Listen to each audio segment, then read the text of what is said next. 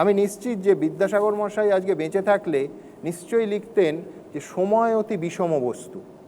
ঘটনার চাকা, ভাগ্যের চাকা আর সময়ের চাকা কখন কিভাবে ঘোরে বোঝে কার সাধ্য।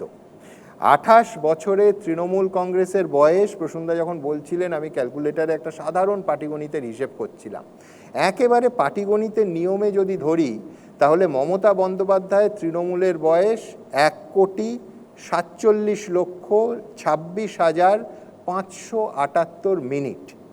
আর সোমবার বঙ্গবাসী দেখল সেই দলটার আগামুড়ো বদলে দিতে প্রসূনদাদের সময় লাগলো মাত্র 31 মিনিট 20 সেকেন্ড। মানে নিউ টাউনের ওই 5 তারা হোটেলে ঋতব্রত তৃণমূলের বিশেষ অধিবেশনের স্থায়িত্ব ছিল মাত্র 31 মিনিট 20 সেকেন্ড।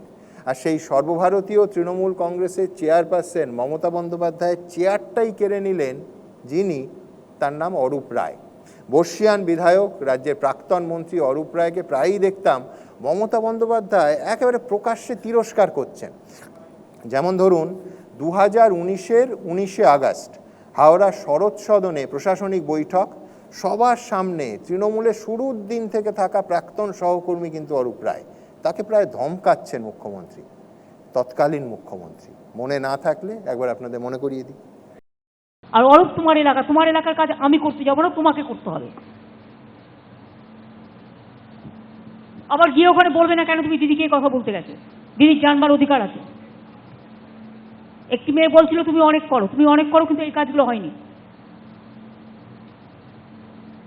দিদি যে কোনো জায়গায় যে কোনো মুহূর্তে ঢুকে যেতে পারে, এবং সেক্ষেত্রে পাবলিকের কোনটা প্রবলেম আছে না আছে এটা দেখবার অধিকার তোমারও আছে, আমারও আছে।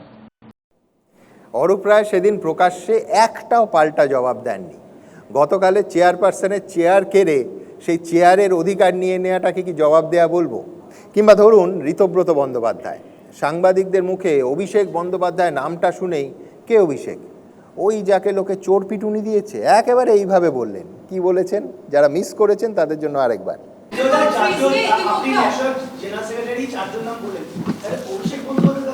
কে অভিষেক? যাকে লোকে চোর পিটুনি দিয়েছে? সময় নষ্ট করে লাভ নেই, নেক্সট কোয়েশ্চেন। আবার বলছি, সময় অতি বিষম বস্তু। যাই হোক, আমার পরের বক্তা কালীঘাট তৃণমূলের প্রতিনিধি, আলাদা করে বলতে হচ্ছে, অনির্বাণ বন্দ্যোপাধ্যায়। দেখুন, আমি আলাদা করে কোনো কালীঘাট তৃণমূল অন্য কোনো তৃণমূলের প্রতিনিধি নই। আমি সর্বভারতীয় তৃণমূল কংগ্রেসের প্রতিনিধি। এবং যারা নিজেদেরকে এতদিন ধরে ভালো তৃণমূল, আসল তৃণমূল দাবি করছেন, আমি আপনাদেরকে বলছি তারা না ভালো তৃণমূল না আসল তৃণমূল, তারা হলেন মুচলেকা তৃণমূল। কারণ তারা মুচলেকাটা লিখে দিয়েছেন তাদের কাছে যারা কোনো এক মুচলেকা সাভারকারকে নিজেদের রাজনৈতিক গুরু বলে মনে করে। যারা নিজেদের মেরুদণ্ডটা বিকিয়ে দিয়েছেন তাদের কাছে, তারা না হতে পারেন ভালো, না হতে পারেন আসল। আমরা যদি খারাপ হয়ে থাকি আমরা খারাপ, কিন্তু কোনোভাবেই আমরা আর যাই হই না কেন আমরা বেঈমান নই। কারণ এই রক্তে যাই থাক, বেঈমানিটা নেই। বাঙালির রক্ত তো, বেঈমানিটা ঠিক করতে পারি না। এখানে একটু আগে দাঁড়িয়ে প্রসূনদা, মাননীয় প্রসূন বন্দ্যোপাধ্যায় মহাশয় শ্যামাপ্রসাদ মুখার্জিকে নিয়ে তার পক্ষে বললেন না বিপক্ষে বললেন, কেউ কি কিছু বুঝতে পারলেন? আমাকে জিজ্ঞাসা করলে কিন্তু আমি স্পষ্ট ভাষায় বলবো, আমি রাজনীতিবিদ শ্যামাপ্রসাদ মুখোপাধ্যায়ের বিপক্ষে ছিলাম, বিপক্ষে আছি এবং বিপক্ষেই থাকব। তাকে যারা পেট্রিয়ট মনে করেন আমি তাদের বিপক্ষেই থাকব। কারণ নেতাজি সুভাষচন্দ্র বসুকে লিখিতভাবে দেশদ্রোহী তকমা যদি কেউ দিয়ে থাকেন এই বাংলার মাটিতে, তার নাম শ্যামাপ্রসাদ মুখোপাধ্যায়। তাকে পেট্রিয়ট বলাটা আমার মতে কোনো তৃণমূলের পক্ষেই সম্ভব নয়। একমাত্র তারাই পারেন যারা মুচলেকা তৃণমূল। যে শ্যামাপ্রসাদ মুখোপাধ্যায় 42-এর ভারত ছাড়ো আন্দোলনের বিরোধিতা করে ভারত ছাড়ো আন্দোলনের বিরোধিতা করে ব্রিটিশদের চিঠি দিতে পারেন, ইউনিয়ন জ্যাকের সামনে মাথা নত না করবার জন্য বেত্রাঘাত করবার নির্দেশ দিতে পারেন, আমি আর যাই করি না কেন তার পক্ষে দাঁড়িয়ে রাজনৈতিক অবস্থান নির্ণয় করতে পারবো না। তার জন্য যদি দিনের শেষে আমি দেখতে পাই যে আমার সঙ্গে কেউ নেই, আমার পাশে কেউ নেই, যারা তাবড় নেতা, যারা আমার থেকে অনেক বেশি রাজনীতি বোঝেন, যারা কালকে হোটেলে গিয়ে একটি রাজনৈতিক দলের ভবিষ্যৎ নির্ধারণ করছেন বলে দাবি করেছেন, তারা আমার থেকে অনেক বেশি রাজনীতি বোঝেন। কিন্তু দিনের শেষে জীবনান্তে দাঁড়িয়েও যদি আমি দেখি যে আমার পাশে কেউ ছিল না, শুধুমাত্র বেইমানিটা করতে পারিনি বলে, তবু আমি একটাই কথা বলবো, এই আমার না ঠিক বেইমানিটা একদম আসে না। যারা ওই হোটেলে বসে মিটিং করে যার নামে ভোট চেয়েছিলেন, সেই মমতা বন্দ্যোপাধ্যায়ের নামটাই বাদ দিয়ে দিতে পারেন, তারা আমার থেকে অনেক বড় নেতা, তারা অনেক বড় দিগ্গজ ব্যক্তিত্ব, তারা অনেক বেশি রাজনীতিটা বোঝেন, তারা ক্ষমতা বোঝেন, ক্ষমতা গুলে খেয়েছেন, চারিপাশে মন্ত্রী শান্ত্রী নিয়ে তারা ঘুরে বেরিয়েছেন, সেপাইরা তাদের সেলাম ঠুকেছে। হতে পারে এরপরেও মুচলেকা দেওয়ার কারণে, হতে পারে বোঝাপড়া করে বিরোধিতার নামে প্রহসন করার কারণে আবারও তাদের আশেপাশে সেপাই শান্ত্রীরা ঘুরে বেড়াবে। আমি হয়তো বা আমাদের মতো মানুষ যারা, আমরা হয়তো থেকে যাব একলা, কিন্তু তবুও গর্ব করে বলবো, জানেন দাদা, এই আমাদের না ঠিক বেইমানিটা একদম আসে না। এইটা যদি গর্বের হয়, সেই গর্ব নিয়েই আমরা থাকব। বোকা হওয়াটা যদি গর্বের হয়, বেইমানি না করাটা যদি বোকামি হয়, সেই বোকামির গর্ব নিয়েই আমরা থাকতে চাই। কিন্তু কোনোভাবে আপনাদের সামনে যে শ্যামাপ্রসাদ মুখোপাধ্যায় নেতাজি সুভাষকে লিখিতভাবে দেশদ্রোহী তকমা দিয়েছিলেন, তার পক্ষে দাঁড়িয়ে ইনিয়ে বিনিয়ে এদিক ওদিক ডান দিক বাঁ দিক ওপর নিচ করে তিনি আসলে পেট্রিয়ট ছিলেন বলে অধুনা যারা রাজনৈতিক প্রভু, যারা রাজনৈতিক মালিক, তাদেরকে খুশি করবার কোনো দায় এই জীবনে যাতে নিতে না হয়, সেই জন্যই আবারও বলি, বেইমানিটা ঠিক আসে না। যারা গতকাল গিয়ে মিটিং করেছেন, ৪ঠা মের পর যাদের হঠাৎ করে জ্ঞানচক্ষুর উন্মিলন ঘটেছে, একটু আগে ঋতব্রত বন্দ্যোপাধ্যায় তাচ্ছিল্য ভরে বললেন, কে অভিষেক? তার স্মৃতিশক্তি তো এত খারাপ নয়, তিনি কথায় কথায় রবি ঠাকুরের অসংখ্য কবিতা গড়গড় করে মুখস্থ বলে দিতে পারেন। তিনি কি করে ভুলে যেতে পারেন এই অভিষেক সেই অভিষেক, যার পদধূলি পাওয়ার জন্য, যার পদধূলি বা বলা ভালো পদলেহন করবার জন্য আপনি এবং আপনার মতো যারা আজ মুচলেকা তৃণমূল হয়েছেন, ঘন্টার পর ঘন্টা আপনারা ক্যামাক স্ট্রিটের বাইরে অপেক্ষা করতেন। আমি টিকিট পাইনি, আমার মতো বহু মানুষ আছেন যারা টিকিট পাইনি, যারা পদ পাইনি, যারা কোনো রকম সুযোগ সুবিধার কিচ্ছুর খোঁজে আমরা এই দলটা করতে যাইনি। ৪ঠা মে জোর করে হারিয়ে দেওয়ার পরে, জোর করে ক্ষমতা থেকে সরিয়ে দেওয়ার পরেও আমরা ঠিক সেখানেই আছি আমরা যেখানে ছিলাম।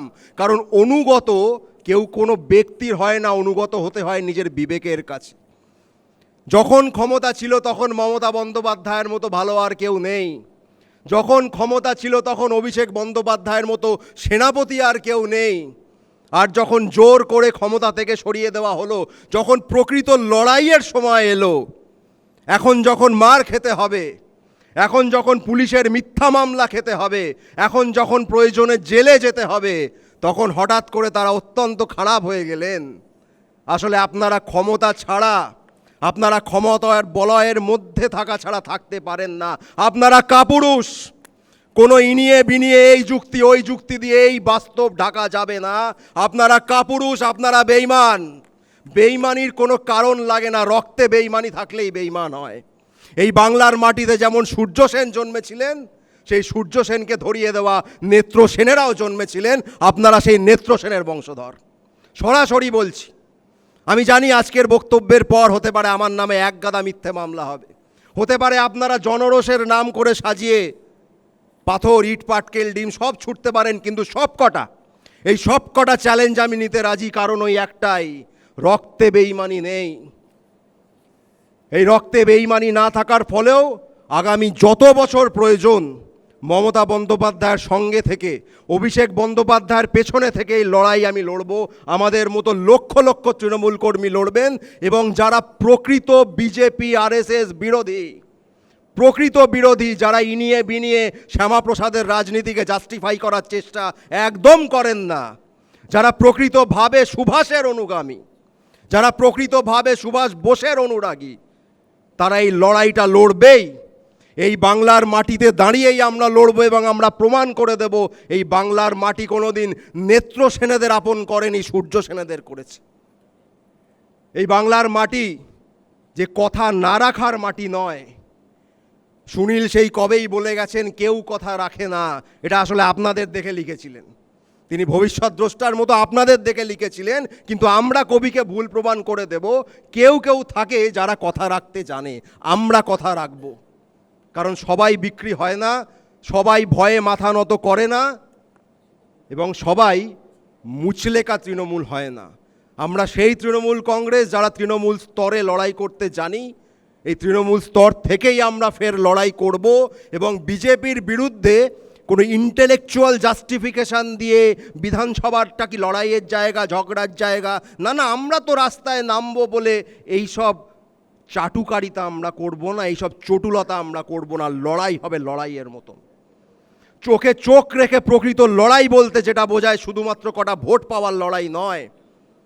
আজকে যে জাভেদ খান, আজকে যে ফিরহাদ হাকিম মমতা বন্দ্যোপাধ্যায়ের ছত্রছায়ায় থেকে তার দয়া রাজনৈতিক নেতা, বিধায়ক, মন্ত্রী, জনপ্রতিনিধি এত কিছু হয়েছেন, তাদের এলাকায় যখন বুলডোজার দিয়ে মানুষের বাড়ি ভাঙা হচ্ছে, কোথায় জাভেদ খান ছিলেন? কোথায় রয়েছেন ফিরহাদ হাকিম? যে ফিরহাদ হাকিম গ্রেপ্তার হওয়ার সঙ্গে সঙ্গে 2021 সালে মমতা বন্দ্যোপাধ্যায় তৎকালীন মুখ্যমন্ত্রী ছুটে গেছিলেন। আজ সেই ফিরহাদ হাকিম মাত্র কিছুদিন আগে 3রা জুন ওই ধর্মতলায় যখন এই বিজেপি সরকারের পুলিশ মমতা বন্দ্যোপাধ্যায়কে অনুমতি দেয়নি কর্মসূচি করার, সেই মমতা বন্দ্যোপাধ্যায় যখন ওই ভয়ঙ্কর গরমের মধ্যে একটি বাস স্ট্যান্ডের তলায় দাঁড়িয়ে আমার মতো সাধারণ তৃণমূল কর্মীরা তাকে ঘিরে ধরে দাঁড়িয়ে কর্মসূচি করছিলাম, ফিরহাদ হাকিম সেখানে উপস্থিত হয়েছিলেন। আর মাত্র কদিন পর তিনি গিয়ে উপস্থিত হচ্ছেন সেই মিটিংয়ে যেখান থেকে মমতা বন্দ্যোপাধ্যায়কে নাকি বের করে দেওয়া হচ্ছে, অভিষেক বন্দ্যোপাধ্যায়কে বহিষ্কার করা হচ্ছে। আপনি ভাবছেন মানুষ আপনাদের ক্ষমা করে দেবে? আপনারা ভাবছেন গণদেবতা আপনাদের ক্ষমা করে দেবে? আমি এই মঞ্চে দাঁড়িয়ে ফিরহাদ হাকিমের মতো বিশ্বাসঘাতকদের চ্যালেঞ্জ করছি।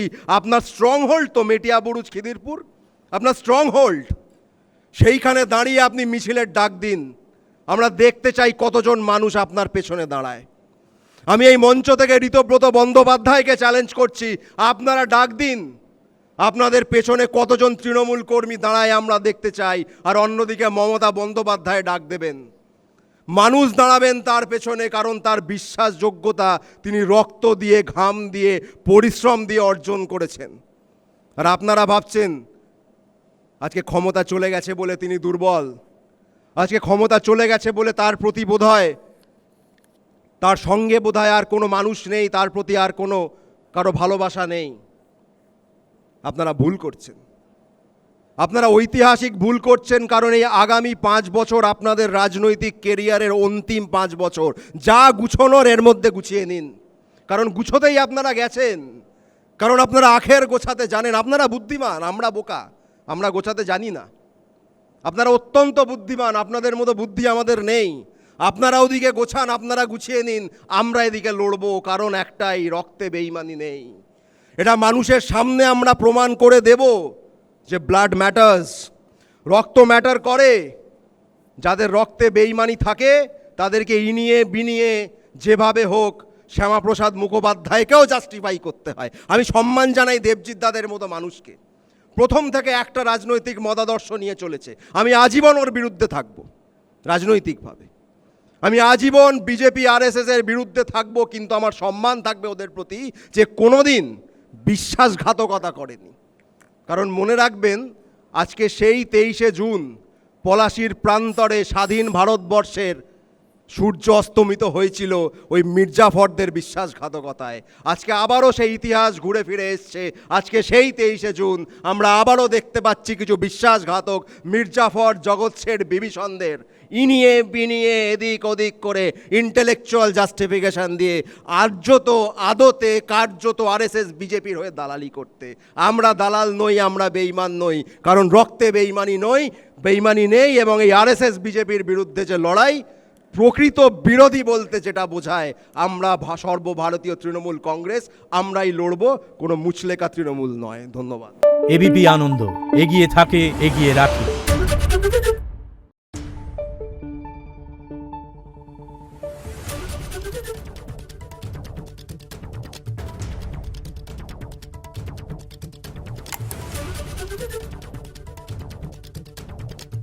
Thank you.